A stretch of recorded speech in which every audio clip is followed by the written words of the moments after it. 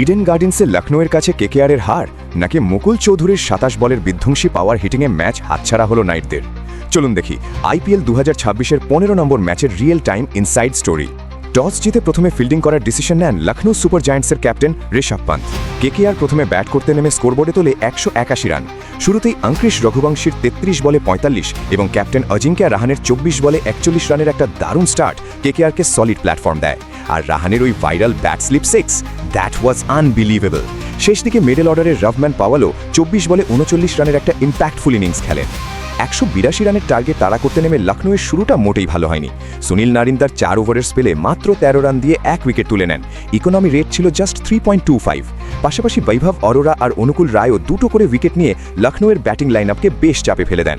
আয়ুষ বাদনী ৩৪ বলে ৫৪ রানের একটা অ্যাঙ্কার ইনিংস খেললেও একটা সময় মনে হচ্ছিল ম্যাচটা হয়তো কেকেআর সহজেই ডিফেন্ড করে নেবে।